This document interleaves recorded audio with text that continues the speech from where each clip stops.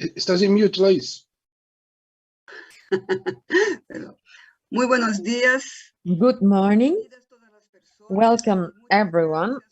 Thank you so much for your participation in this regional FAO workshop on the elimination of child labor in agriculture. My name is Laís Abramo. I'm Brazilian. I'm a sociologist, and I'm supporting Charles' work. Previously, I was working with World Trade Organization, ECLAC, and in my last positions were Director of the Division of Social Development of ECLAC and Director of the OIT office in Brazil. For more than a decade, FAO has been working all over the world to prevent and eradicate child labor in agriculture, an area where most part of the child work is focused. So the efforts of FAO in that sense have been carried out in collaboration with World Trade Organization and the sectors of agriculture. Today, and in observance with the International Year for the Elimination of Child Labor, we gather to work on child labor in agriculture, Latin America, and the Caribbean, and also reflecting what solutions could be implemented to enable an effective progress to its prevention and eradication, and also to transform Latin America and the Caribbean in the first region in the world free of child labor. Also, it is our objective to dialogue on the best way of progressing with urgency, together with a guaranteed future for children and youth, considering in special those who suffer from multiple and aggravated ways of exclusion, such as boys, girls, and indigenous youth. So also want to dialogue on how to progress effectively towards the sustainable development of rural communities from agriculture and also from food production in general. We have the honor to have several representatives of the region here present, including 4 agencies of the UN system, FAO, ILO, UNICEF, and ECLAC, together with representatives of government and different organizations of the private sector and civil society, in order to analyze the problems and solutions from different angles and points of view.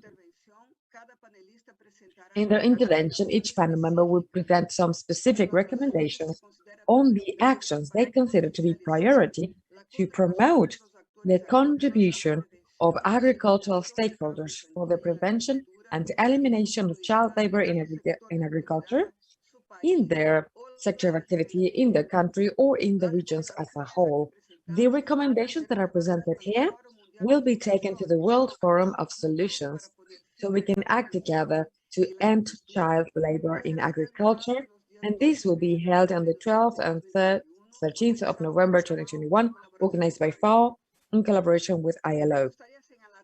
I would like to point out as well that the people who are participating in this workshop can ask questions on the chat, and we'll try to answer them directly.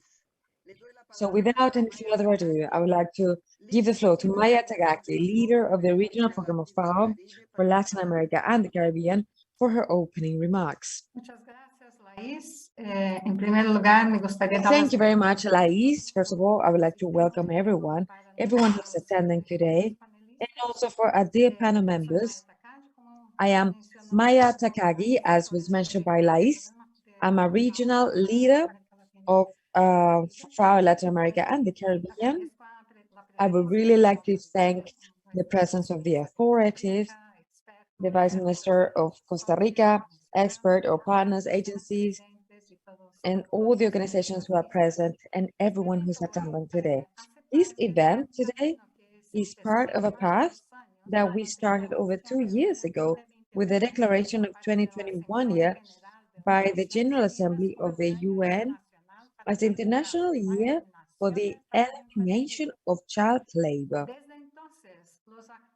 Since then, the stakeholders from the international community, including those who are going to be presenting today, have been strengthening their efforts to eliminate child labor and thus approach the goal of 8.7 of the SDGs which objective is to eliminate child labor in all of its form by 2025. With this objective as an horizon, the Latin American and Caribbean region presents great opportunities and challenges, and we hope to address them, and this could put the region as a leader, as a world leader. It is always good to remember what do we mean when we talk about child labor. It means the suitable labor that child labor, well, the tasks should be tasks that are not dangerous for their development and that it can ensure and guarantee the education and continuity of their doing, and that is appropriate for children.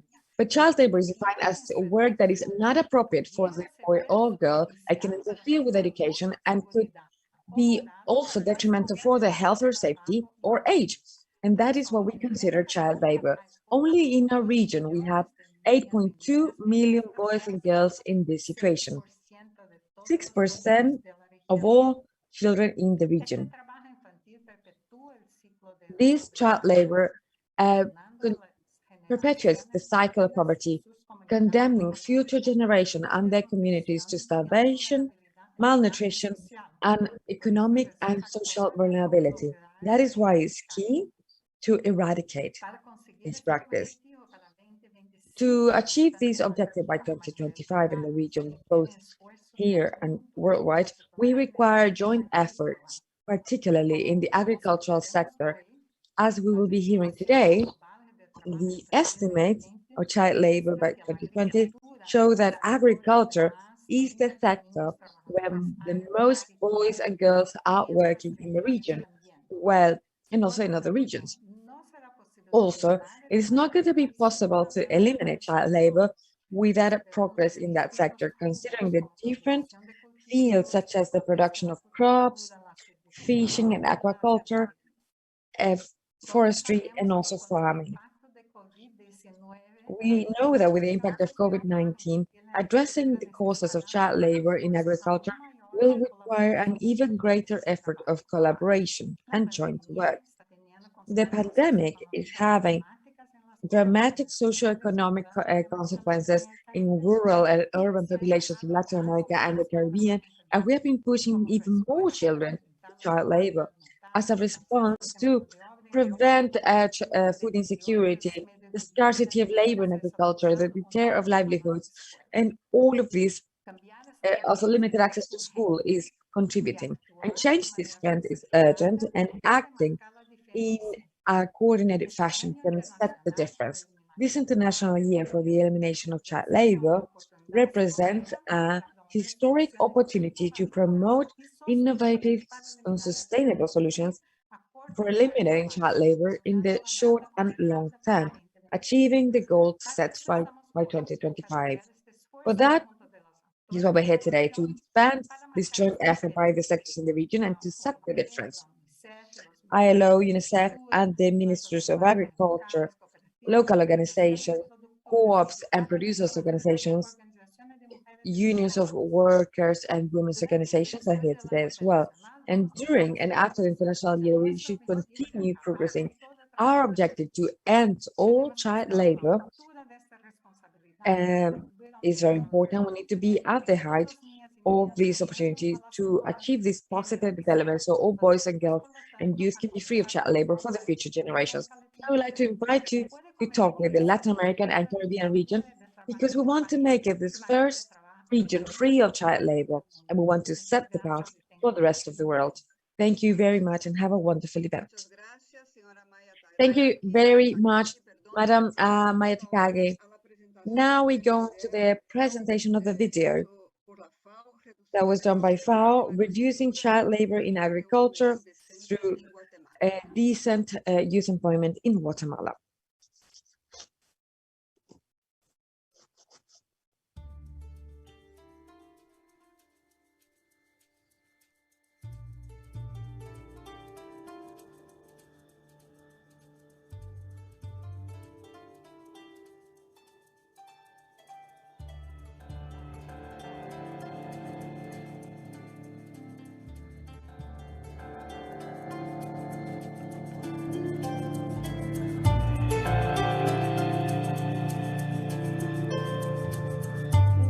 En el año 2018 nosotros aperturamos la alianza con FAO con el objetivo de poder desarrollar a chicos con la inquietud y la pasión por el café.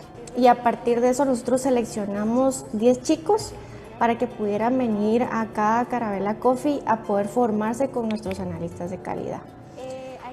Ahí es donde conocemos a Marita Cedillo, como le decimos de cariño. Al principio yo no tenía conocimientos del tema del café. Únicamente me dedicaba al cultivo del café con mi familia en el campo, pero no, digamos, no tenía amplio conocimiento sobre esto. Y pues tampoco trabajaba, yo no trabajaba antes, yo ahí estaba en mi casa. Cuando se me presentó esta oportunidad, pues yo empecé a participar en las capacitaciones. Yo ahorita analizo el café en físico, ¿verdad? Descubrir los defectos del café, descubrir sus sabores, ¿verdad? Entonces, lo que uno puede lograr es, digamos, identificar cuáles son los defectos. El problema está en que hay algunos padres donde pueden sacar a sus niños en la escuela y llevarlo en el campo. Entonces eso no es lo correcto. Lo más correcto es dar el espacio libre a los niños de ir a la escuela y ya de allí pues en sus horas libres puede enseñar ya el trabajo de campo o llevar en las parcelas, pero bajo la supervisión de sus padres. Como cooperativa estamos dando la oportunidad a que los jóvenes también se involucren en el campo de café.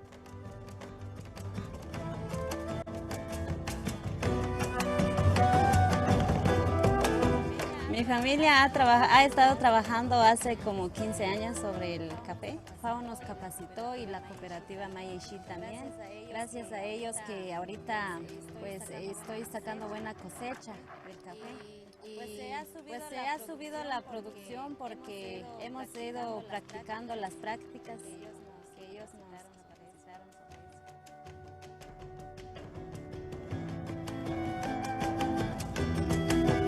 Por cultura, niños trabajan la tierra, pero con las medidas de bioseguridad que se permiten.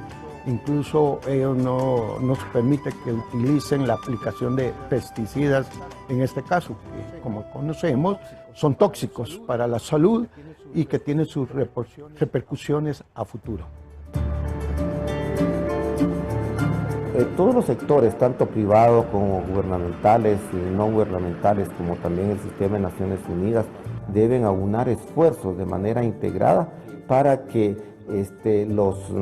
las acciones que se realicen vayan encaminadas a reducir el trabajo infantil, y esto lo va a permitir siempre y cuando la juventud, la adolescencia pueda tener acceso a oportunidades de educación, acceso a oportunidades de empleo, como también acceso a oportunidades de emprendimientos.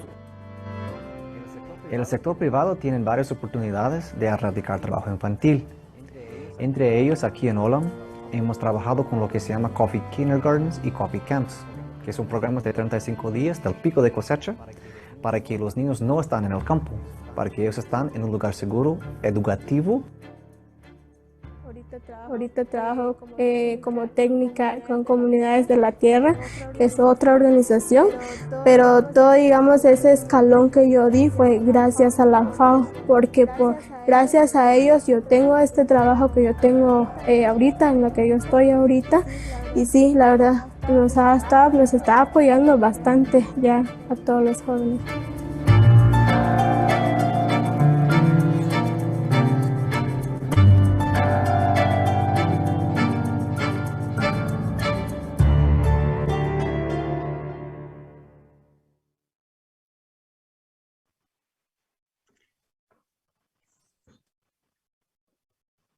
Bueno, Well, ahora tenemos el gusto now we have the pleasure of having the presence of Madam Maria Cedillo, who was in the video, one of the beneficiaries of the FAO project New Generations of Coffee Makers, who's going to be talking to us now. Madam Maria Cedillo, the video we just watched shows us a concrete example of how to promote decent labor for the youth in agriculture, in this case, in the production of coffee. Could you please tell us a bit more about how this project that you described in the video has impacted your life and the lives of other young boys and girls as yourself? Could you tell us as well what would be your main recommendation to progress in the prevention and eradication of child labor? Tiene la palabra. The floor is yours. Pues, como ya saben, mi nombre es María Cedillo, soy originaria de una comunidad llamada Good morning, everyone. I'm Maria Cedillo. I work in the municipality of Uchen in Guatemala. I am now working in this organization and the new communities of the land, and I have the position of technician in for communication with companies. FAO came into my life since I was 18, and then that is where I started becoming an entrepreneur on different topics, because thanks to the support of FAO, I have been able to know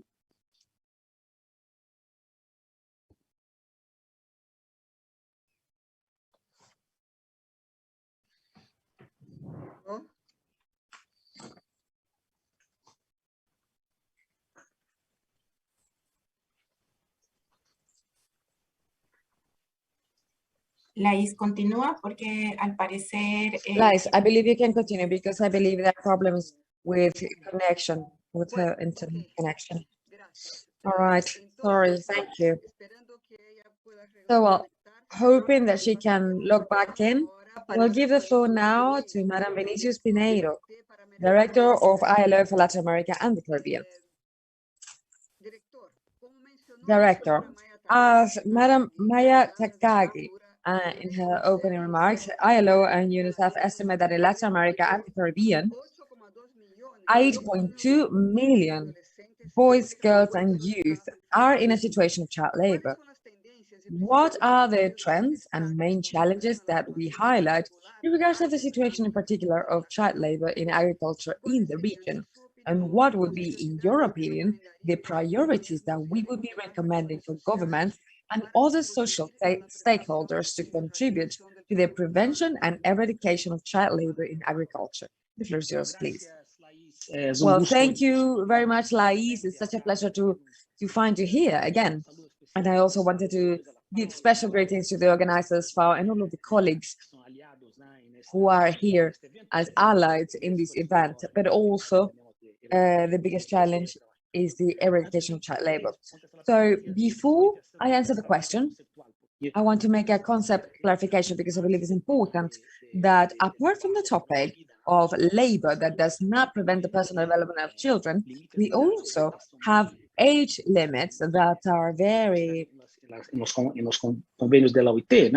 are in the agreements of ILO and that are applied by all of the Latin American countries. So here we're talking about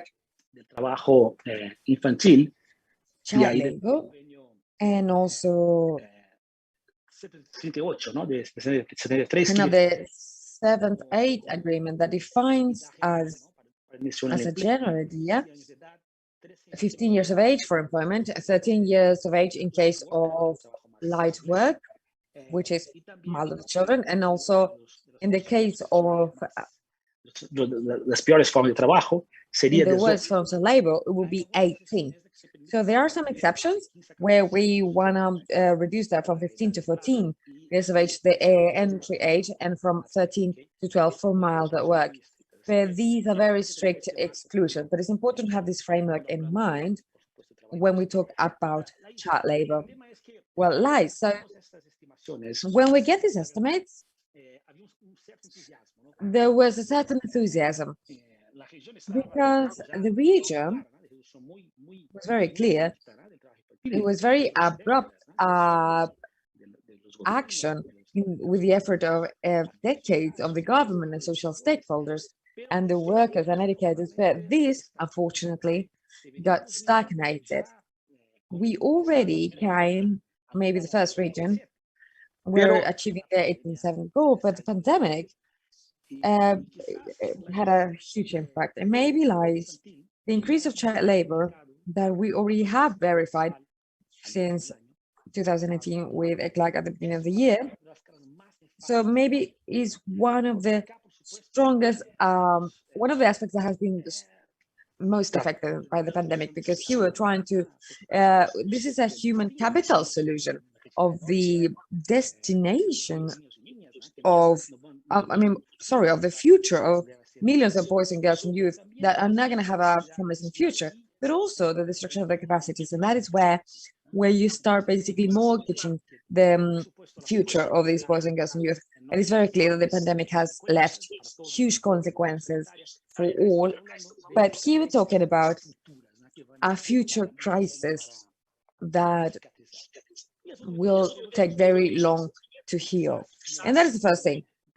And maybe when we start analyzing the answer, of course, the pandemic was new, but maybe something that will come very clear as a historic mistake of policies was precisely to keep schools closed for so long. And we all agree with UNESCO here, because the truth is that even the fact that these were not considered as a priority, like teachers were not considered to be priority workers or essential workers for vaccinations, because that has left, together with, of course, the decrease of income and also the pressure on the income of families, these increased incentives, so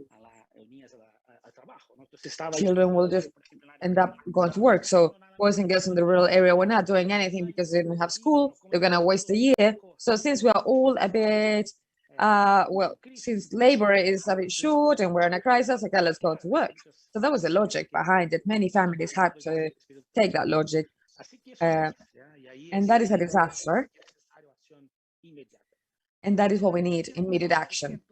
40% of child labor is in agriculture in Latin America, and in the world it's about 60%. From far, this is the sector that employs the most boys and girls. And what's important here is that these are specific sectors. It's not all of the agriculture. If we see agriculture, aquaculture, and livestock, these are sectors where we have a lot of child labor.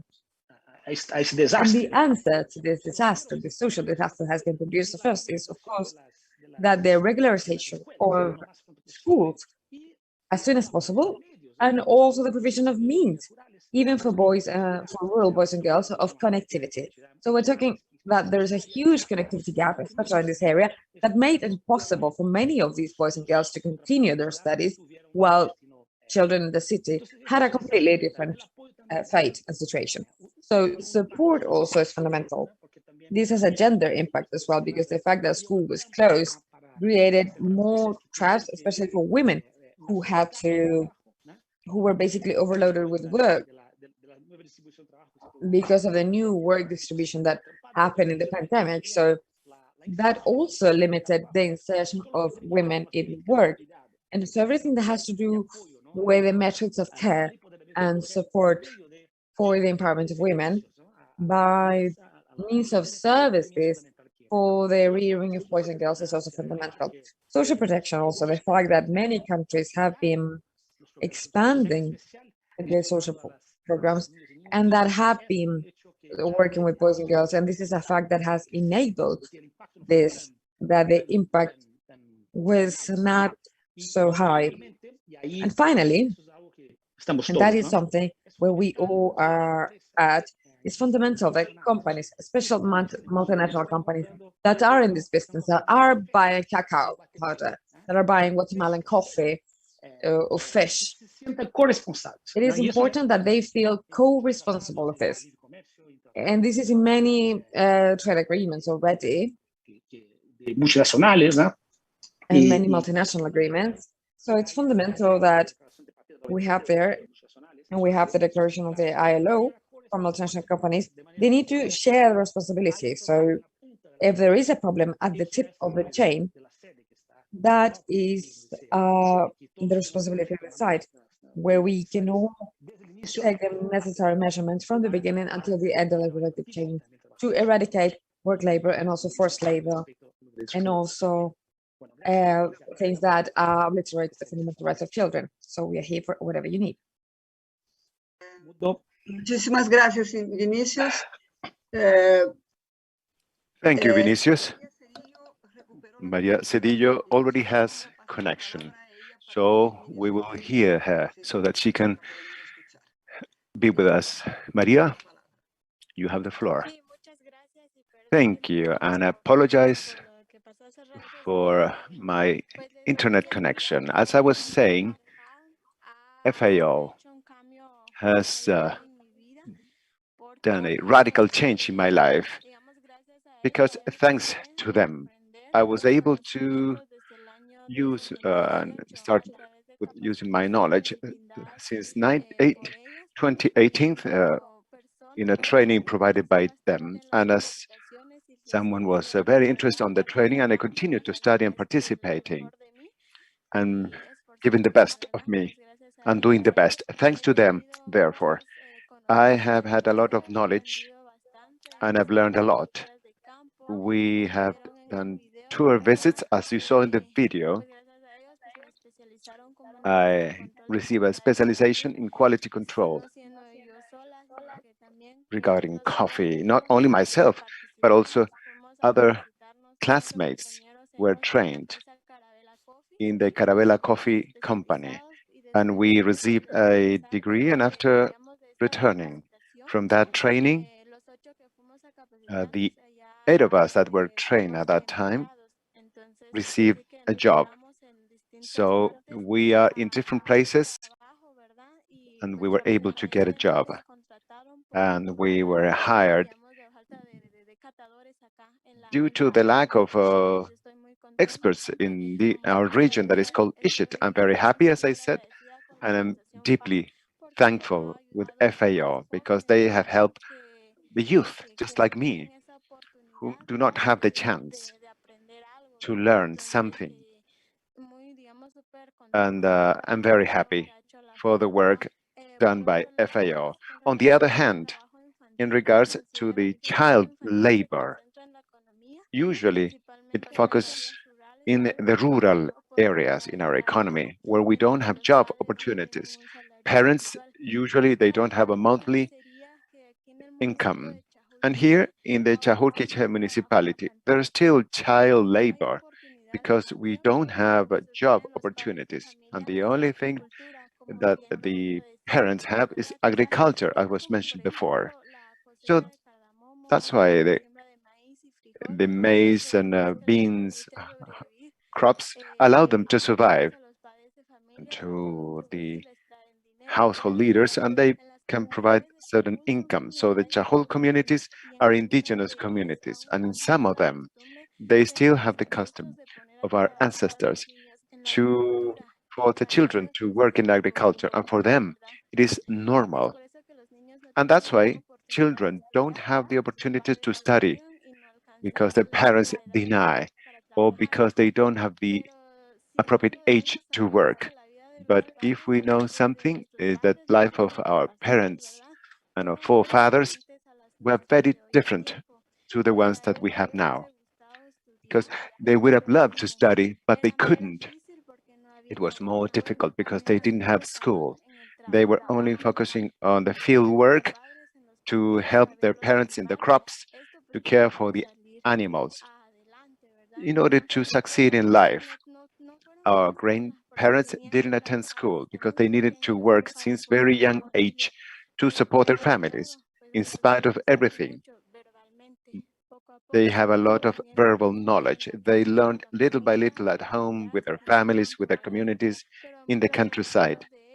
But many of them never learned how to read, write.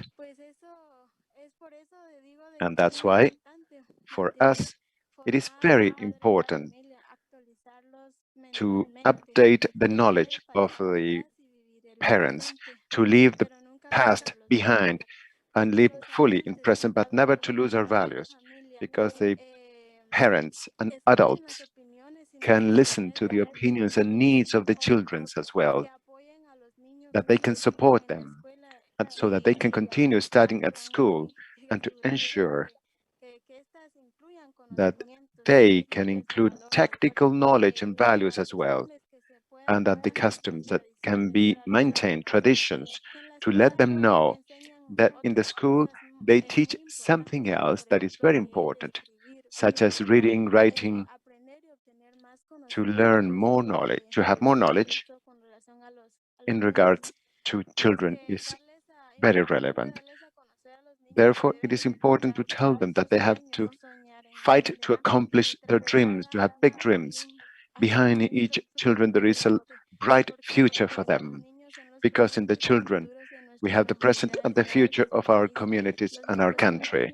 Children also can help their families, but learning to do activities. But there are works that shouldn't be done by children.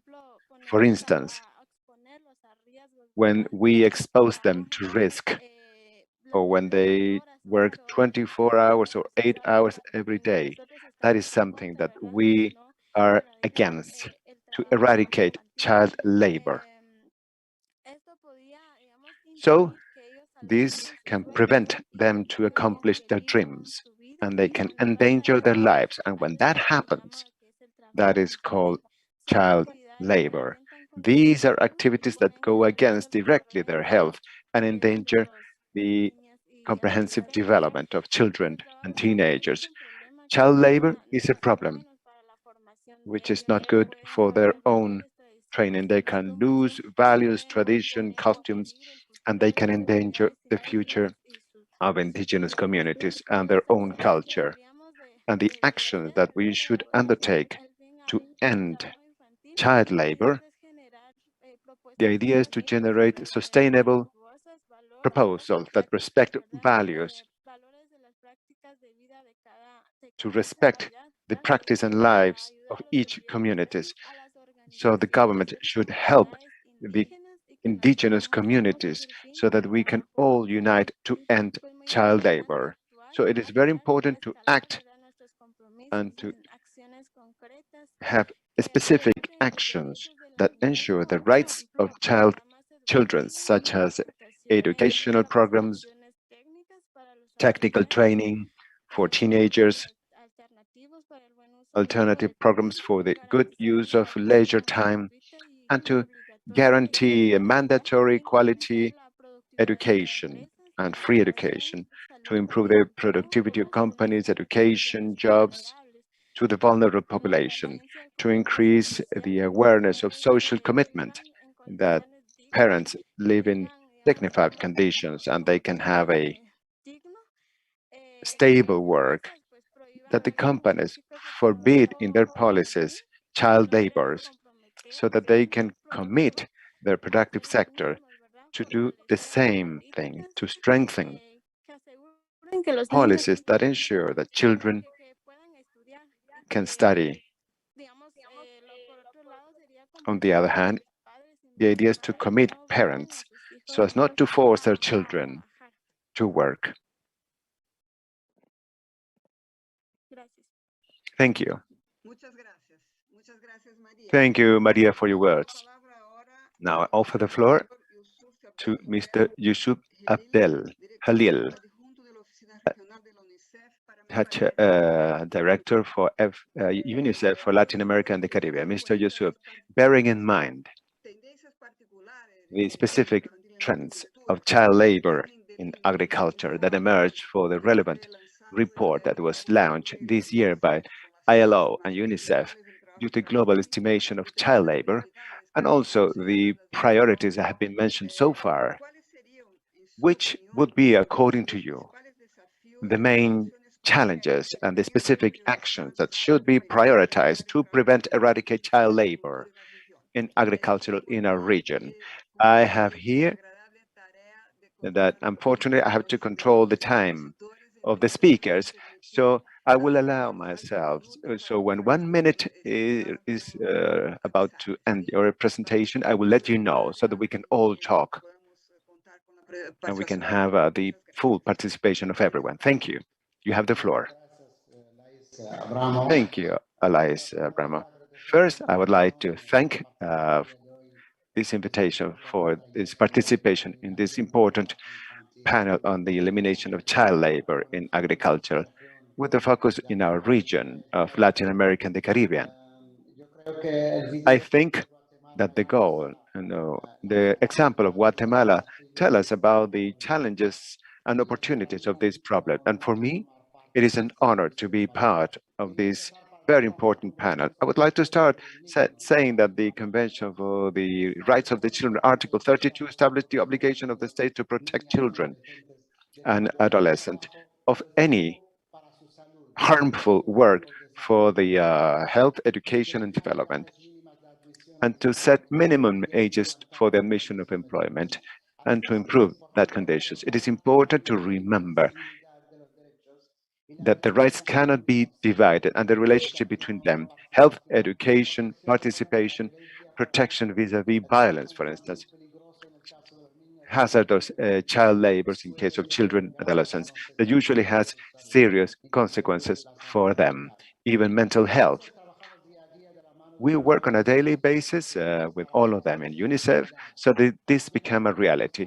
Also, we support, as is established by the SDGs, immediate measures and efficient measures to ensure the elimination of the worst form of child labor. And from today, 2025, to end child labor in any of the forms.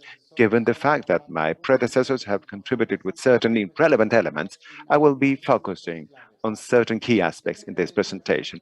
In terms of education, it is key access to public and free education, quality education, as an alternative of child labor.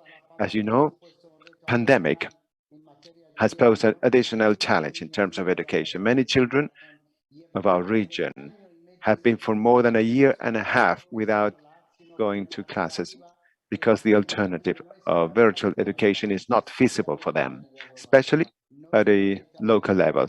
Internet is not there, and when it arrives, they don't have to pay. They cannot afford that. Many have left the school and they have incorporated in the labor market. It is possible that they won't be back at school when they open the doors.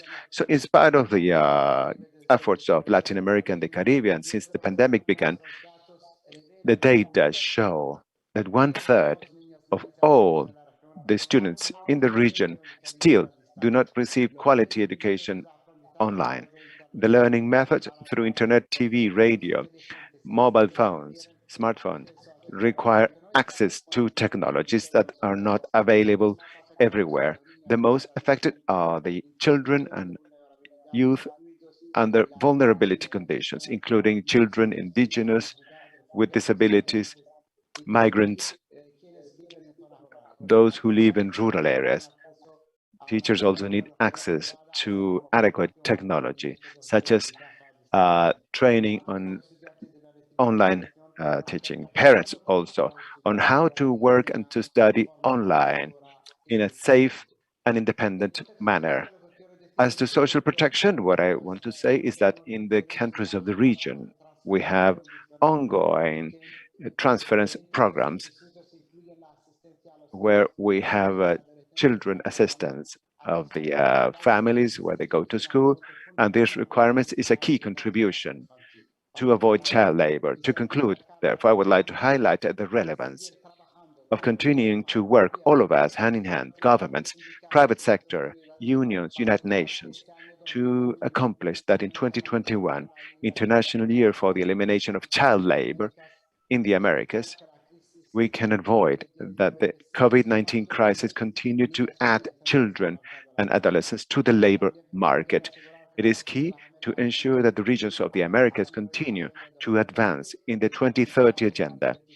And for 2025, we can end child labor in the region, or at least giving important steps to accomplish this goal.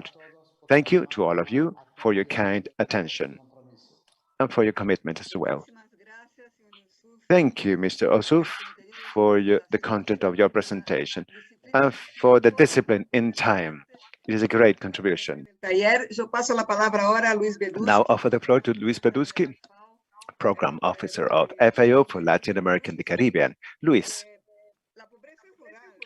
rural poverty, as we know, and food insecurity are one of the major causes of child labor in agriculture. Based on your opinion, which are the entry points so that we can see the difference in the region in the prevention and eradication of child labor? You have the word. Thank you, Lais. Greetings to all of you, all panel members, and those that are with us in the different channels. Before answering your question, and I will do it in 4 minutes, I would like to really thank the participation from Maria with us. I prepared my ideas, but after listening to her, and Joseph and Vinicius, it seems that we have to rethink, because Maria's testimony is the rationale on why we're here. It is SDG goals. It's something that we can do several studies, but here the first message continues to be the struggle in Latin America and the Caribbean, which is to eradicate child labor. These are not only empty words, as was mentioned before. This is a great coalition of several stakeholders so as to face the causes of child labor in the agricultural sector, causes that were already mentioned. A perception that children, well, you know, they're cheap labor, they're there, available, they don't go to school. So there is a perception, a general perception, that education, it is irrelevant to change the life of families. So we have a challenge, as Yusuf mentioned, to provide a new meaning of the education, to face the gap of connectivity. So we're seeing a complete disaster that is taking place with that situation. So to face that situation from the agricultural sector, we have certain window of opportunity, which is the main question posed by Lais, that we have hunger, poverty, child labor are part of the vicious circle of this work with agriculture. So we think it is relevant to aim at a few areas. First, already mentioned, to reinforce social protection programs, guaranteeing that minimum floor so that it is more feasible to put children at school and to find new activities for them. Maria mentioned that, how to make a good use of leisure time. So public teams in the rural territories, in the small municipalities, can have an important influence on that. And Vinicius mentioned that also, that brief relationship, that child labor and a decent work of youth, how can we decrease the risk of the activities? How we reduce the dangers and we invest on changing those activities on a decent work for the youth? We'll have to have the support of the private companies, private sector, to change the incentive structure so that we can increase productivity in the area. And I really like Vinicius' idea on the share commitments of the companies.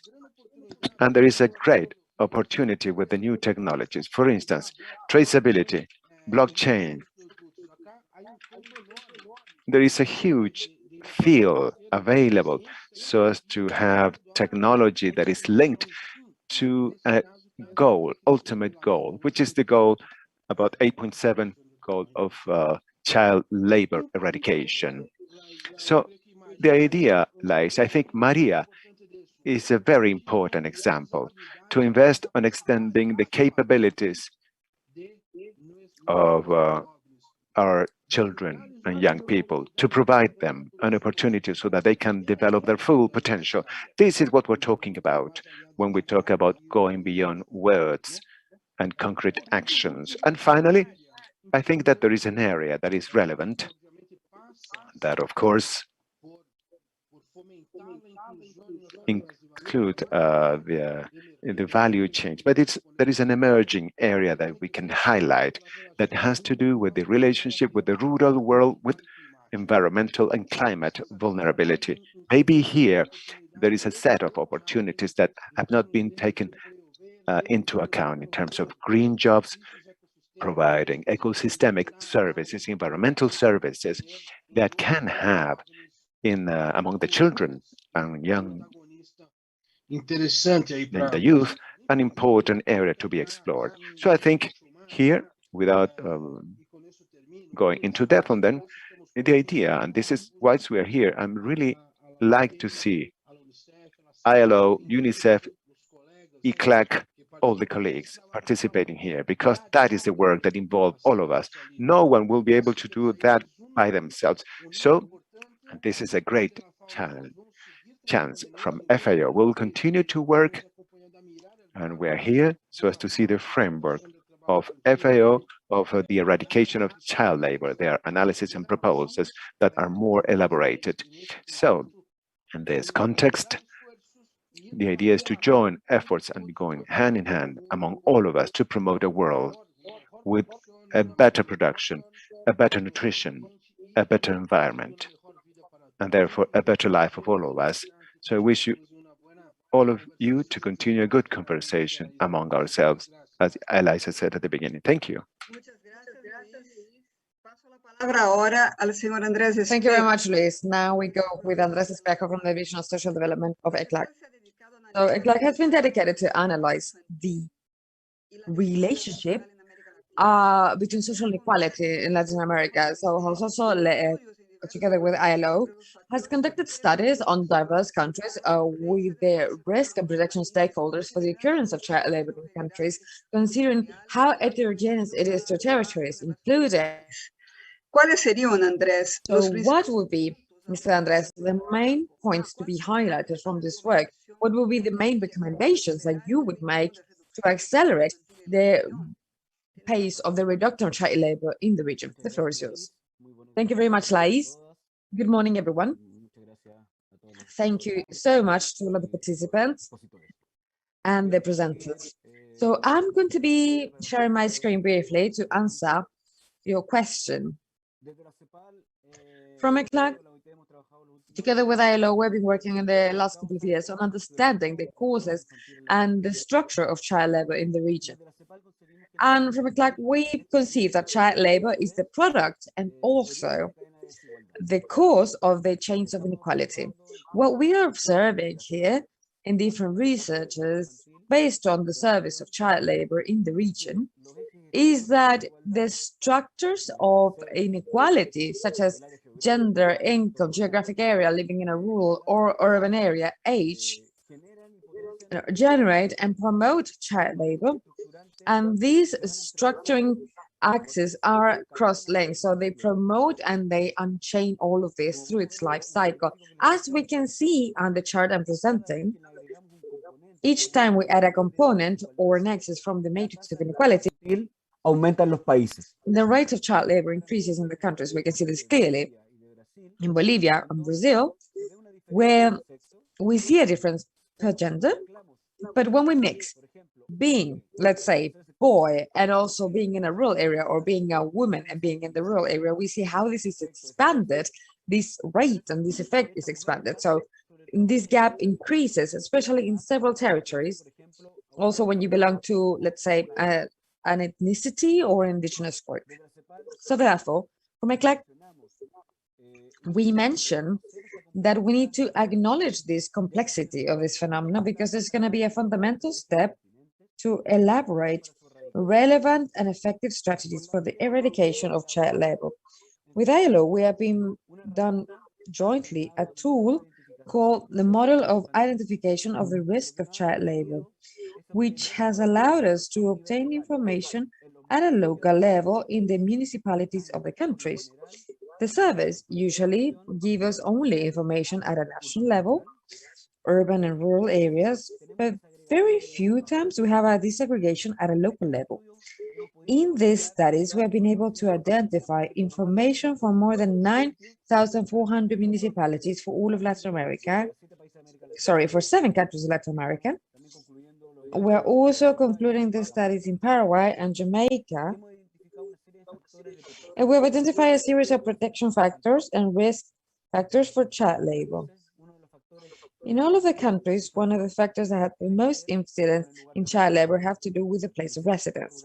Belonging to a rural sector is one of the heaviest factors that can promote to 4 or 3 times more the likelihood of being involved in child labor.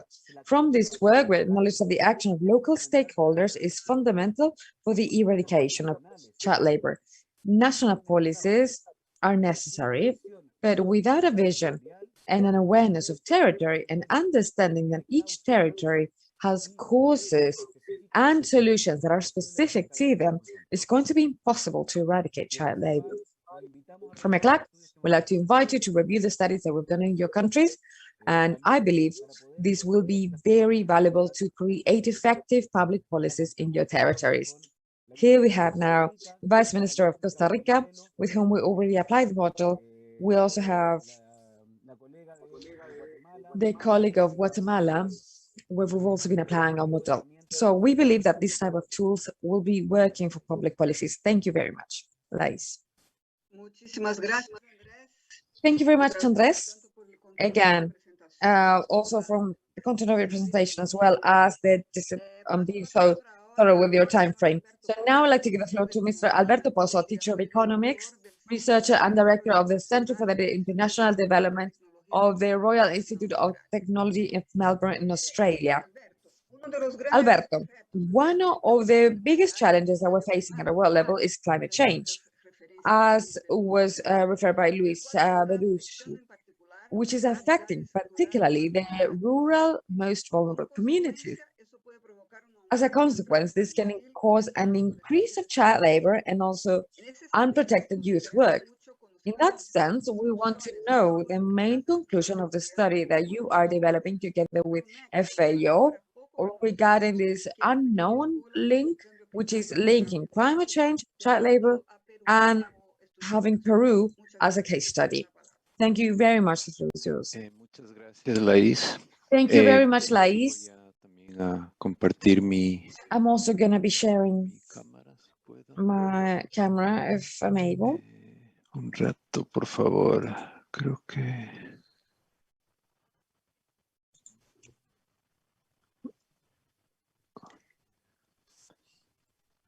No sé si pueden ver mi... I don't know if you can see my slides. Sí. Yes? Ya, muchas gracias, Lais. Bueno, thank you so much, Lais. So the study that we are doing with FAO is between the link between child labor and climate change. The reason why this is interesting is because, as I said before, most of child labor takes place in the agricultural sector, and this is the same sector that is the most vulnerable to the crises that are coming directly from climate change. So in order to create a public policy that will be reacting both to the problems that are caused by climate change, social and economic problems that are more generalized, and also taking into account that these could be affecting the most vulnerable groups of the population, especially children, we need to understand a bit more how this link is working. So that is the purpose of the study. Usamos datos de Perú. We use data from Peru and econometric methods to study the relationship between child labor and the following shocks, such as droughts, floods, storms, erosions, frost, and pests. So what we find in this work is that not all of the shocks that have that are related to climate change affect child labor. Es decir, por ejemplo, una plaga. That is, let's say, a pest could be affecting child labor in a country such as Ethiopia, which is something that we found that this will not take place in Peru, for instance. So each country is slightly different, and how they react will also be slightly different. But when we identify that the disturbances that have a climate effect sorry, that have a statistically significant effect, they have a tendency to increase the incidence of child labor, such as, for instance, drought is associated with an increase that is statistically significant of the likelihood of a child entering child labor of 10%. So a flood is associated with an increase of about 5%. So these are the likelihoods that somebody who didn't used to work will work now because of this. And this is, of course, we see similar effects with the pandemic as well, which is what the previous presenters were saying as well. Another important thing that also shown is that gender is so important. Children, boys in particular, it's more likely that a boy will enter child labor than a girl.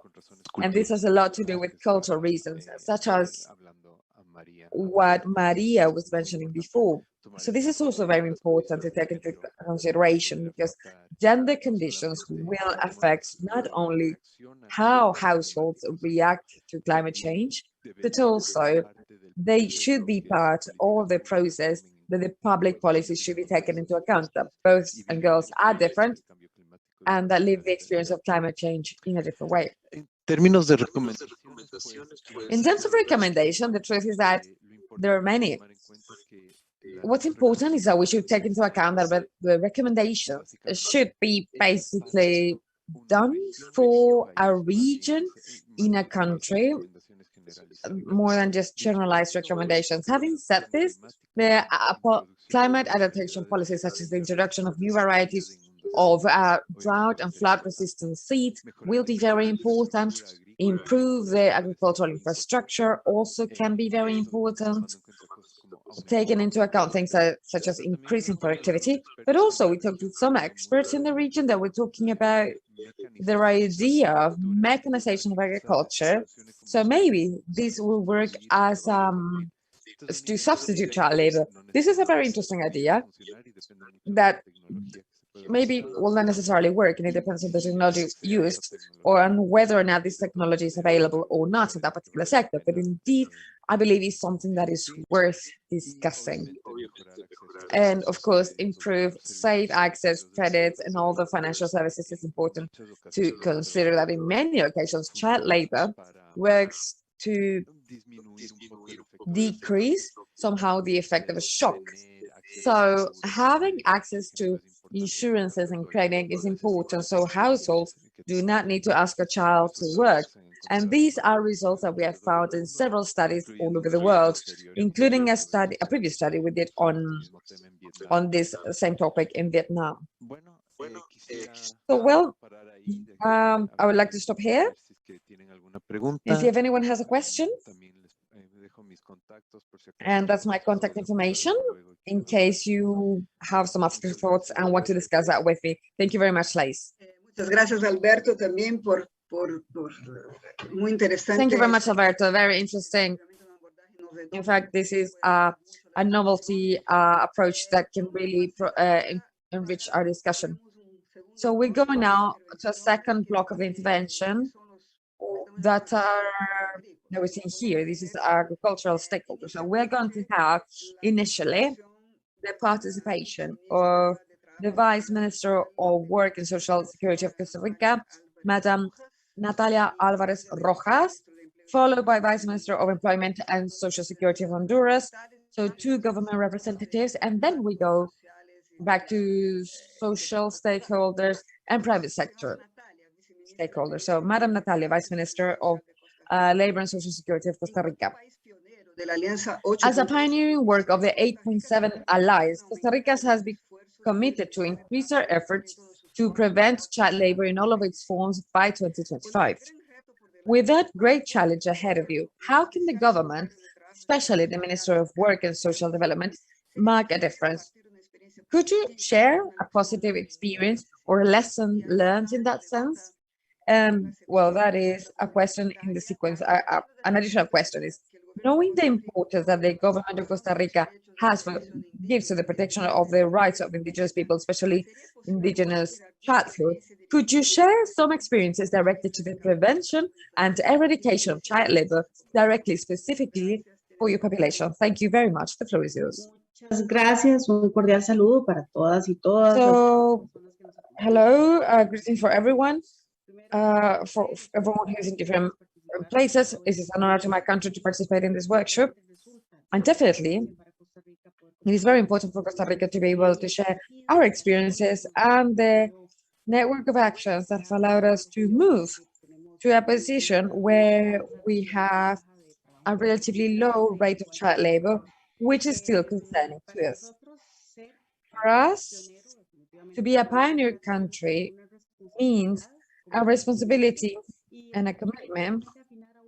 And the commitment is to join the efforts and also do key strategic actions that are focused and allow us to achieve the 8.7 goal and effectively declare this country as free of child labor, as we mentioned. The Ministry of Work and Social Security, as a vector in social security, the addressing of these problems is a country challenge. And we'd like to highlight three key elements. First, it is that we need to be doing this in an integrated and articulated fashion with all of the stakeholders related, that is institutional sectors, public sectors, private sectors, workers, employers, NGOs. And in general, I would say that the team of the Labor Ministry has been successful because it has been able to understand that and understanding that we require all the stakeholders to achieve this goal. Second, it's key to establish strategic alliances and lead in coordination with these mentioned stakeholders, actions that will provide the necessary conditions so minors can stay in the school system and exert their rights effectively, as Maria was mentioning, and the people who were before us. And also, we were also very steady on our effort because it's important to have state plans that will stay in the institutions and that will go over the changes of government.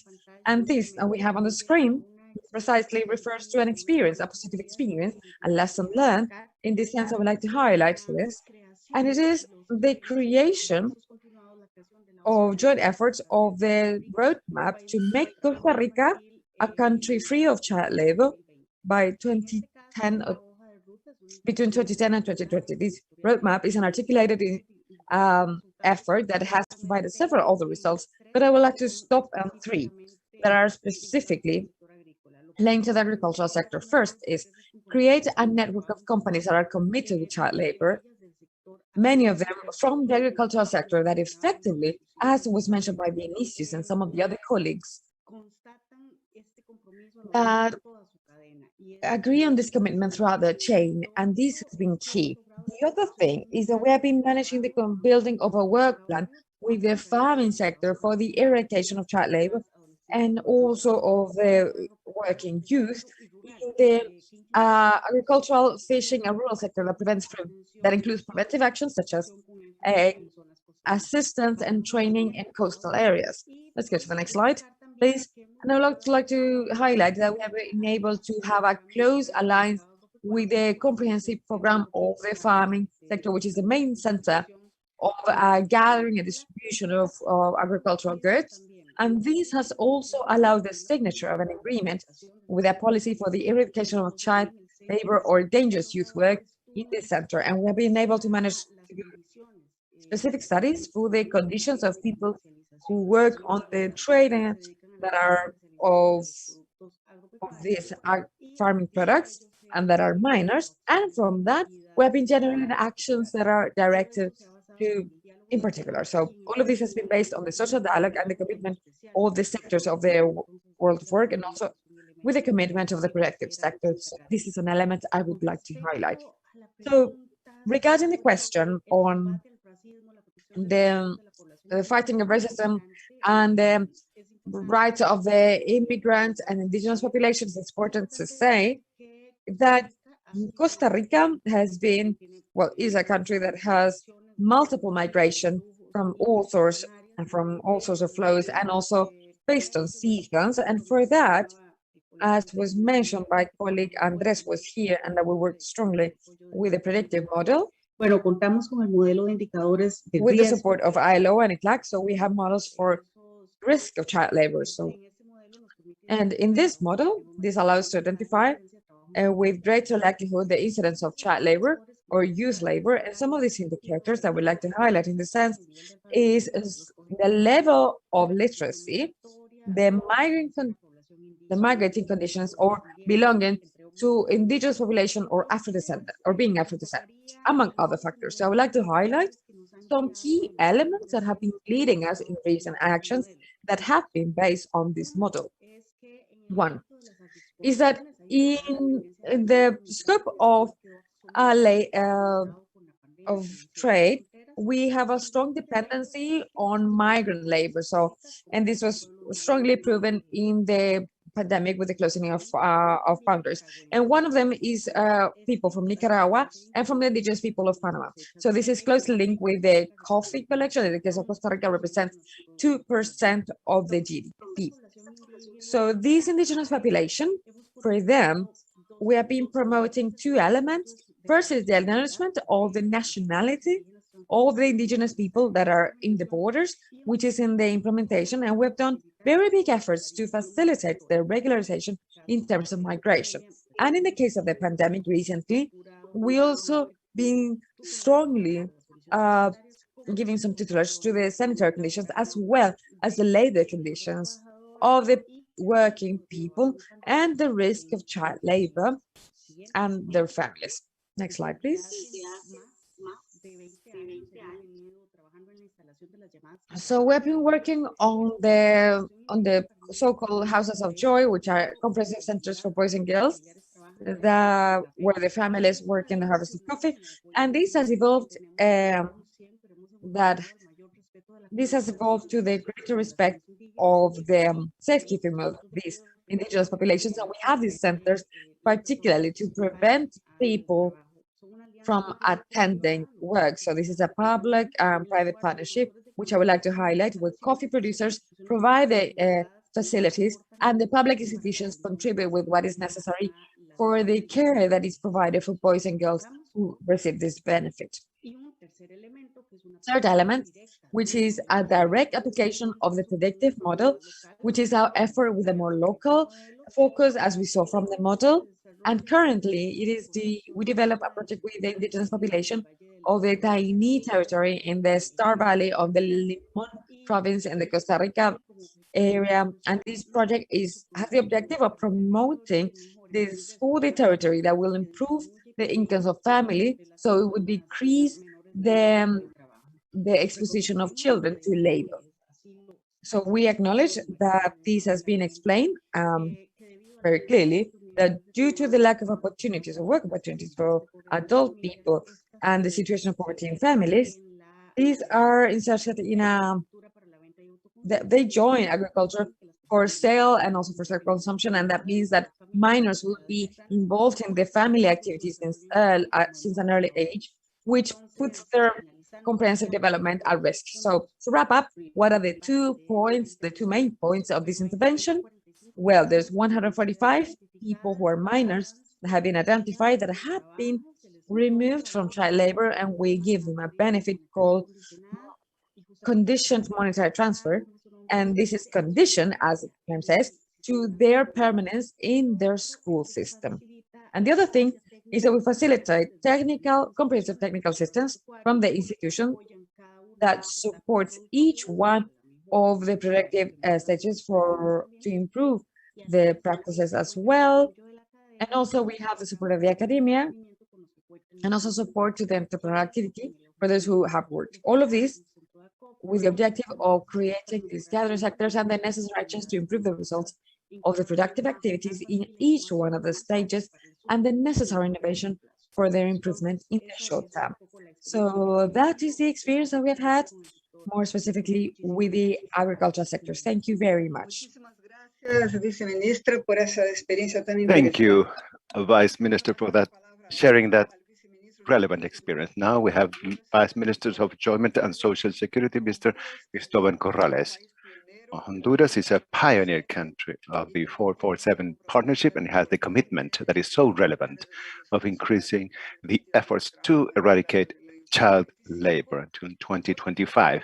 So, Vice Minister, we would love if you can share with us some experience of that has been developed by the Honduras government in that sense that you consider more relevant, and which would be, based on your view, the main priorities to move forward towards the goal of child labor eradication, especially in agriculture. Thank you. Good morning, everyone, members of FAO, ILO, UNICEF, panel members, guests. I would like to thank the invitation to a dialogue that is so relevant to discuss something that is so important for our society and children. It is important to highlight that for the International Year for Child Labor Elimination, with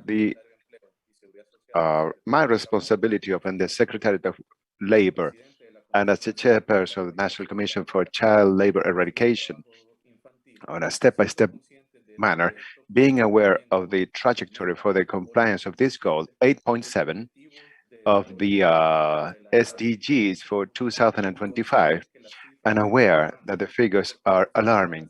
It is important to point out the situation of child labor in Honduras, the structural limitations of economic development, the health crisis triggered by pandemic, and the natural phenomena, hurricanes, that have worsened the situation of children and teenagers, triggering the poverty figures because we have prioritized child protection so as to eradicate on a step-by-step manner child labor in Honduras, covering the agricultural sector. I would like to highlight at this time that we will work with the essential guideline until 2025, meaning the roadmap for the elimination of child labor throughout our country in all its forms. That contains 10 strategic guidelines, being the following. First, to join efforts with the educational system so as to work as a synergy in education and child labor through an identification reference system and counter-reference based on educational centers. Second, the establishment of a common integrated protocol of institutional care and intersectoral through child labor and hazardous adolescent work. The review of the file that includes the information of child labor and the hazardous youth labor, the budgeting of key institutions among them, but not only DNAF, to the oversight of children's social protection, and specifically for the prevention of child labor in all the forms, and in the protection of young students that are working. Fifth, the strengthening of the decent job for the population and the risk and the elimination of child labor, together with the institution of education and the partnership with private institutions and other of the educational system. Sixth, the formulation of a specific working line for the prevention of child labor and the protection of adolescent women, focusing on the domestic labor in third parties' house and housing and food system. Seventh, to make visible the commitment with child labor in favor of the protection of adolescents that are working in the hiring and tools. Eighth, self-managed course, basic knowledge on child labor and adolescent labor that is hazardous, as well as the protection to the adolescent that is working. Ninth, to make visible good practices developed by the involved sectors in the fight against child labor and the protection of the adolescent work. And the final one, the guideline of self-diagnosis for companies, organizations, and micro-entrepreneurship in terms of complying of child labor and protection to adolescent people. These lines are aimed at the commitment with 2030 agenda and SDGs that establish the eradication of child labor in all the forms for 2025 in the 8.7 goal. So that afterwards we can work on the strategic planning of the country together with the different sectors. Following the goal of this workshop, the idea is to discuss innovative solutions of the regional stakeholders as a recommendation, and since Honduras is the first country in Latin America to approve the roadmap of the country for the elimination of child labor in all its forms, I would like to make it visible in this space so that it can be a solution to be stated on child labor elimination, addressing the child labor in agricultural sectors. Is simply put, to work with a guideline at a national level. So from our government, we continue to work on this subject, giving the full attention that it requires and thanking this dialogue that you have provided to us today so that we can share with you and to learn from all your experiences. Thank you very much. Thank you, Mr. Vice Minister, Deputy Minister. Now we offer the floor to Ms. Marlene Mazariego, Manager of the Legal and Labor Area of the Agricultural Chamber of Guatemala. Ms. Marlene, this year, due to the World Day of the Elimination of Child Labor, the Agricultural Chamber of Guatemala confirmed the statement for the eradication of child labor and the promotion of the quality education. Based on your opinions, what actions should be prioritized so that the region becomes in the first continent that is free of child labor? And which would be the role of public and private partnership in that sense? You have the word. Muchas gracias. Muy buenas. Thank you and good morning, everyone. First, I would like to thank FAO for inviting us to this event, and thank you for that question as well. In fact, the Agricultural Chamber in the long-term vision to produce food for the whole world with sustainable products in Guatemala introduced in 2012 the labor policy that contains 9 principles that address mainly key rights of labor. In 2013, it implemented a good practices manual or guideline in labor terms that includes the forbidding of child labor, and it calls children should go to school. As part of this labor policy under the framework of the strategic pillar, generation of social conditions for the elimination of child labor, the private sector, through the Agricultural Chamber and the partnership with businessmen, created in 2015 the Entrepreneurial Network for the Prevention and Eradication of Child Labor, and it is called Children Should Go to School. This network is made up by several organizations, business organizations, especially companies that are part of the agricultural sector, and also is made up by the entities of social entrepreneurial responsibilities, that is called Centrarse, and government agencies such as Social Prevention and Labor Ministry, Education Ministry, and is made up by international organizations such as ILO and FAO. This business network participates in several dialogues, social dialogue, that take place at a departmental, national, international level. In these spaces, we have the Eradication of Child Labor Roundtable of the specific Cabinet of Social Development in Guatemala. And it is in this space where Andres mentioned before that we're working with the model of risk identification, and it participates as a focal point of the regional initiative Latin America and the Caribbean Free of Child Labor. This year, the Entrepreneurial Business Network confirms that commitment with the eradication of child labor and with the promotion of a quality education, updating the strategy for the approach of this problem. This network emphasizes the relevance of the efforts, commitments of the public and private partnerships, a partnership of high level for the comprehensive approach of this issue in a country such as Guatemala with major challenges in the rural area. On the one side, the lack of formality that exceeds 80% and the schooling rate of 3 years as an average, as well as the absence of the state in the rural areas, specifically in terms of key services such as health and education.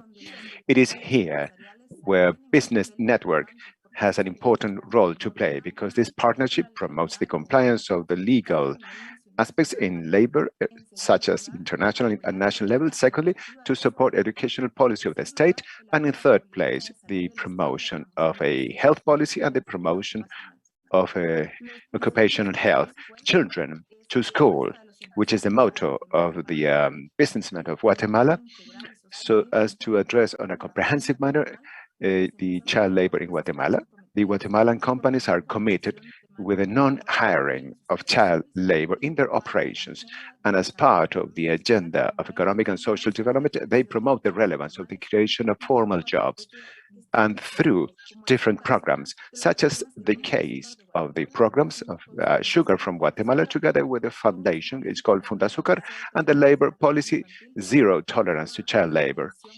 The program of Generation 1530, that is a program aimed specifically at youth at teaching coaching, aimed at training teachers, and Better Families program to train mothers. So it is a comprehensive approach.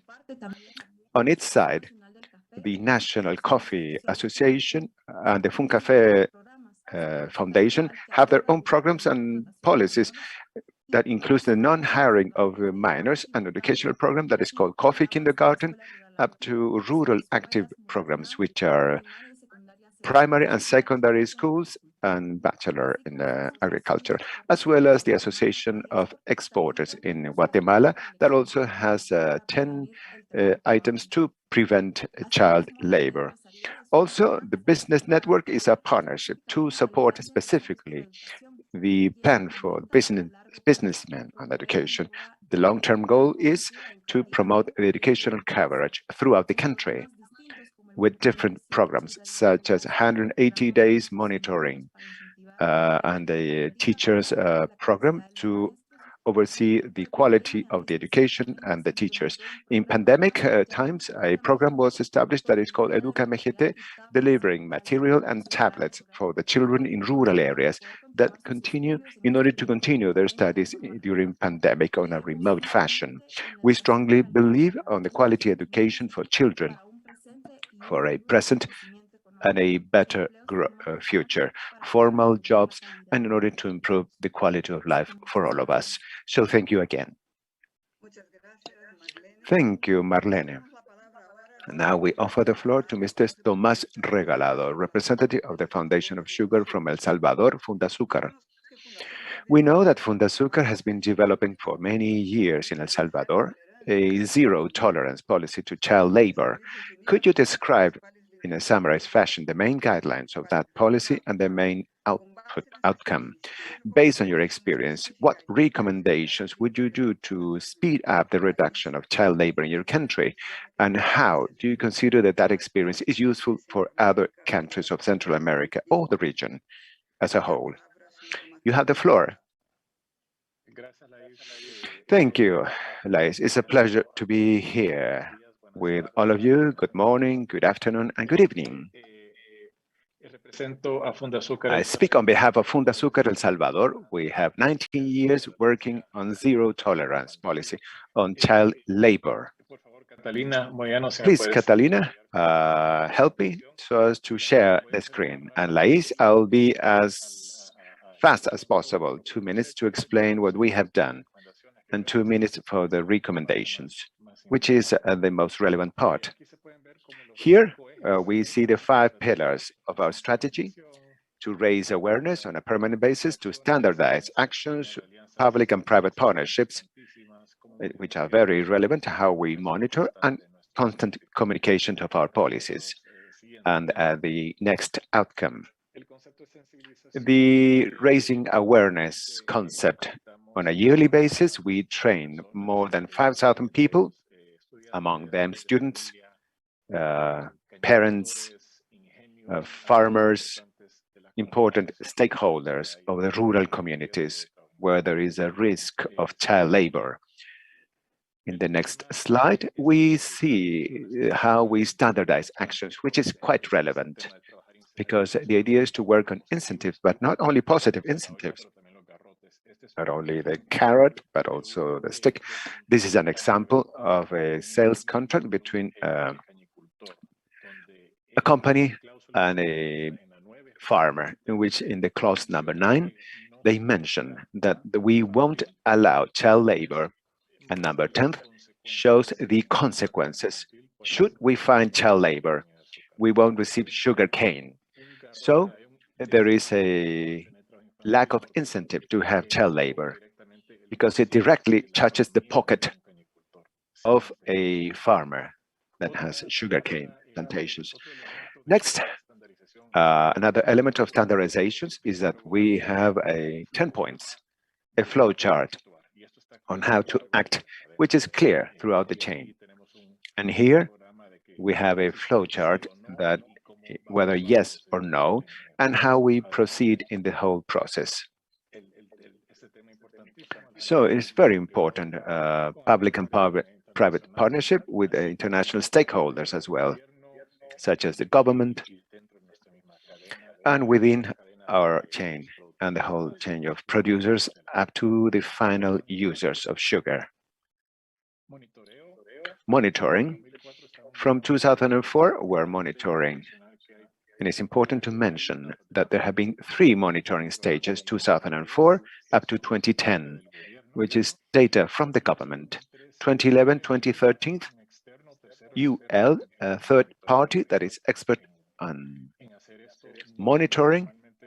Formally, they provided the feedback on the presence of child labor. And then from 2015 onwards, we as a sector, we have self-monitored. On the one side, because that is part of the DNA, but also because the government stopped doing this monitoring. And I would like to mention what Natalia mentioned about the consistencies of policies through different administrations. So one government has to have the same interest and the same resources to this issue. Here, we see an interesting subject. We have an observatory of good agricultural practices in our sector, not only child labor, use of water, pesticides, but it's important to have a baseline and to work so as to reduce or improve those issues. And finally, constant communication at all different levels. We can see a guideline of good practices vis-a-vis child labor that is not from El Salvador, but it belongs to the region because of all this work we have shared. As was seen by Marlene in Guatemala, they're working on this. So we joined our efforts in the sugar sector from Guatemala, Costa Rica, and ourselves, so as to work together on this very relevant subject for all of us. And I end my presentation, and here we have recommendations. Here, see in 2 areas, this ecosystem of child labor eradication can be seen in 2 different forms. In the formal sector, which is us, and it's relatively easy to foster that co-responsibility because the value chain or the ecosystem of the formal sector can be encouraged to comply with child labor issues. And as I mentioned, it can be done with positive or negative incentives, stick or carrots. So for me, how can we continue strengthening this ecosystem of the formal sector so as to have their commitments and the co-responsibility that Vinicius mentioned? It is not too complicated. When the sector has committed themselves, we can continue to work with them. Another recommendation in the formal sector is how the government can facilitate and foster adolescent decent work. And I give you an example. In El Salvador, we have a list of all different processes in the sugarcane crops of 54 processes, 28 could be considered a decent, where a young person from 14 to 20 years could work. But we never follow up. The government didn't help to facilitate the whole process. It is very cumbersome, the whole process, to have a decent adolescent formal work. It is complicated. So with the government, if they have trust in the sector that we're working so as to eradicate child labor and hazardous labors, how can the government support so as to generate an environment so that the young people can get a decent job? The other area that we see, and here we have the major problem at the regional level and world level, is in the informal sector.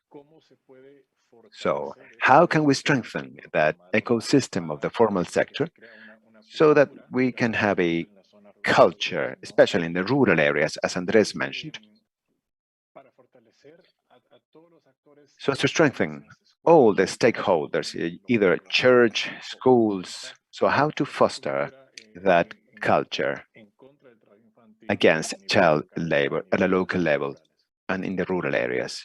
That are my recommendations. Thank you. Thank you, Thomas, for your input. Now we offer the floor. We have the two last speakers, then Luis will close the session. Then we have the Cooperative from Guatemala. So, Miguel, we require the participation of all the stakeholders, as we have seen the participation, but here is important to include a very important stakeholders, which are the cooperative of producers. In that sense, could you please tell us how the Maya cooperative work for the eradication of child labor in agriculture? And bearing in mind that many of the children and adolescents, as well as we have seen here, that are under child labor situation belong to indigenous population. Which are the problems that these communities face and how can they be addressed? You have the floor.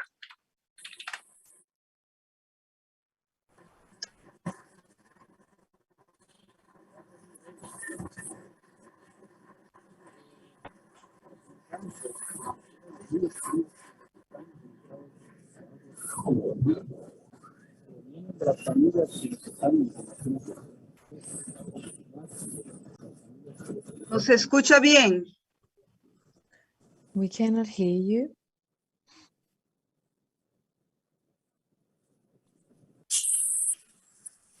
Ahora sí me escuchan. Ahora Can you sí. hear me now? Yes. Les comentaba de que la mayoría I de los was niños commenting that most boys and girls who are involved in child labor come from families that are in conditions of extreme poverty.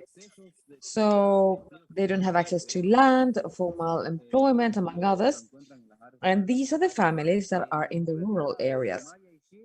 In the Maya King Cooperative, we're in a rural area, in a rural community of the Department of Piche, and we have been working with 200 families since 1998.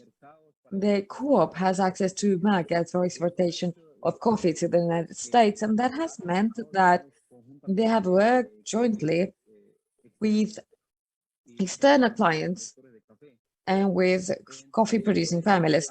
So there's a lot of limitations that we believe we're crossing, and throughout this trajectory that we do, we have tried to eliminate child labor in the coffee producing areas because they were linked in a fair trade commerce. In order to be certified as fair trade, they demand from us that to eliminate child labor. So in this case, as a Maizil co-op, we've been creating policies for the protection of child labor. So we have been hiring technicians and promoters to do monitoring in the productive units to verify whether or not the producers do not involve children for field work. In the policy, we include that boys and girls have free time to attend school, that parents see that opportunity, so parents give that opportunity to children so they can study. And if they have free time, or maybe on holidays, or maybe children can join the parents to go to help in field work, but in a way that is not forced labor. So this is labor that children can do and not at full time. This is at limited times and under the supervision of the parents. So I cannot say that we have achieved 100%. This is very tough to work, but we have done great efforts for children to not be involved in field work. And also, apart from that, the small incentive that we are receiving due to the sale of coffee, we call that an award. And we are investing to give children scholarships so they can continue studying and also to purchase school supplies. So the recommendation would be that the organizations work jointly, maybe follow the example of several organizations that are also working and they have successfully achieved the elimination of child labor. And I believe that, as most people were saying, yourself, you cannot do that. And also, it really helps for policies at a country level and also at an organization level. Thank you very much. Thank you very much, Mr. Miguel. Very interesting experience. Now we give the floor to the last of the presenters, Mr. Ronald Omar Veracruz, coordinator of the educational program to coffee producers, Caravela Coffee Guatemala as well. That also is gonna be talking on the role of the private sector in this mission of prevention and eradication of child labor, and also guarantee of decent labor for the youth. And also we would like that they would present what are the most highlighting points for Caravela Coffee in that topic, and what would be the main recommendation we would make. Thank you. I believe everyone's contribution has been very important in this conference. You have all mentioned key points in the elimination of child labor. So I believe our contribution can be as indispensable as our actions show. I would like to start by touching some topics of how are we doing in Guatemala as a country, since it really faces the challenges in development. And about 59.3% of the population lives in extreme poverty. More than 49.8% of Guatemalan toddlers are malnourished. The average Guatemalan attends 6.5 years to formal education, and their rate of illiteracy is 12.31%, according to 2017 figures. 1 in 5 citizens depends on the agricultural and farming sector, and currently, since I come from the coffee industry, this industry is presenting a lot of contributions to the exportations of the coffee industry and the economy of the country. So we have been growing constantly at a sustained rate of 7%. Despite this promising future, the industry of coffee presents several difficulties, being these that they do not provide affordable work sources for all of the Guatemalan population, having a lot of problems, such as, well, these are the main are the high production cost, low productivity, sanitary problems, and the lack of capital. These are the most common ones. However, without a doubt, from my perspective, the most limiting one is the lack of well-trained professionals in the agricultural sector. That is why education has become a fundamental pillar for the development of Latin America and the Caribbean. Caravela Coffee presents its efforts in traceability, transparency, direct relationships, education, and sustainability. So we support sustainable development work both in the economic, social, and environmental aspects through a program of education to coffee makers known as Pickup Program, and also support with certifications. Through this, Through incentives, we have managed that more than 4,500 coffee producers that work hand in hand with Carabela eradicate child labor. In the same way, we have applied the use of incentives in the acknowledgement to quality as a resulting of their very arduous work. My recommendations: the private sector should promote the use of incentives that award the effort of small coffee producers with the end of improving quality of life.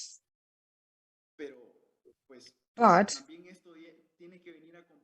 this should also be accompanied by an education program that will center its efforts in the most remote areas of the country. That is where the problem lies.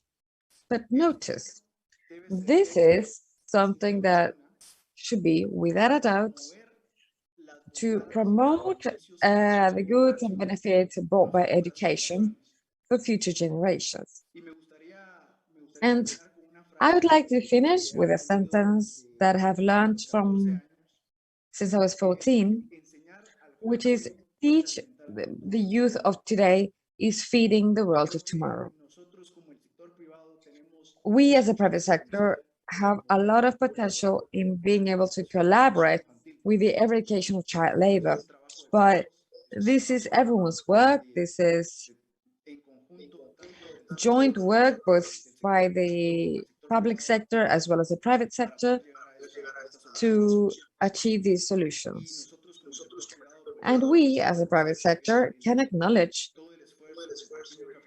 all of the effort of the small coffee producers by awarding this work that is coming from day to day in the field, and the only way is by giving them this access to education and also awarding field work, making the distribution of the profits in all of the chain and making this distribution more equitable, which has been the problem that we have had with agriculture.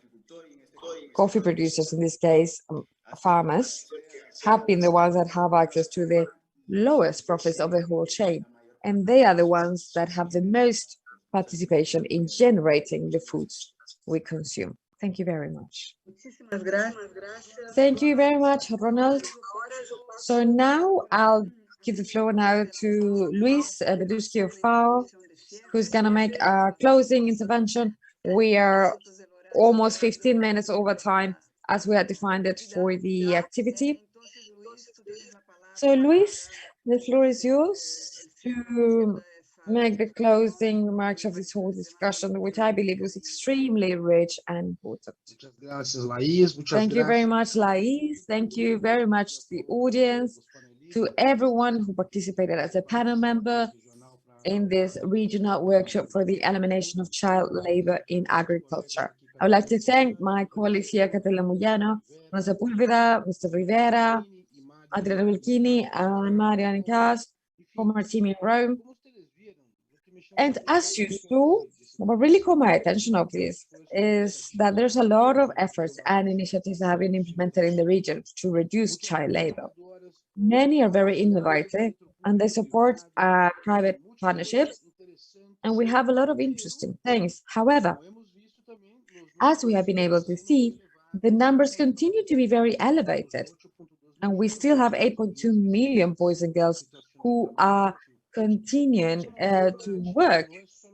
And this is a problem that is not about just the violation of children's rights, but also it prevents sustainable development in the rural areas. And also it damages the reputation of several organizations that are involved in the global supply chains. So this is a message that should be very clear. Eradicating child labor is an ethical imperative, but at the same time, it is an opportunity to build prosperity in the rural world.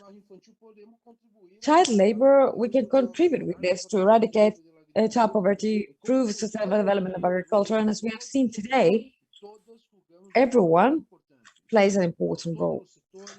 All of the sectors, civil society, academia, private sector, ministries, and this workshop, to my judgment, has been an opportunity to strengthen the coordination and collaboration to work together towards the 8.7 goal of the Sustainable Development Goals that has the objective of eliminating all forms of child labor by 2025. This is an ambitious goal, it is true, and that is why we need more than ever to intensify our efforts. And as we saw in several presentations, and this is a workshop that is not an end in itself, the recommendations and the experiences of the participants are going to be gathered in a document that we will be uploading to the World Forum of Solutions on the eradication of child labor in agriculture that is organized by FAO and ILO at the beginning of November, 2 and 3rd of November. So, sorry, 12th and 13th of November. So I invite you to follow the website of FAO and ILO for the information of these upcoming activities. And I would like to invite you to participate with us in this joint effort to eradicate child labor in the world and in the region. So thank you so much, everyone who is joining us here in this workshop. Bueno, muchas gracias, Luis. Well, thank you very much, Luis. I believe that with that, we can finalize the activity. I once again wanted to, on behalf of FAO, to thank the participation of everyone and the enthusiasm in the presentation of the experiences that you're having, and also the setup of the biggest challenges that we still have left to reach this very important objective of definitely eradicating child labor and make Latin America and the Caribbean a region free of child labor. Thank you very much.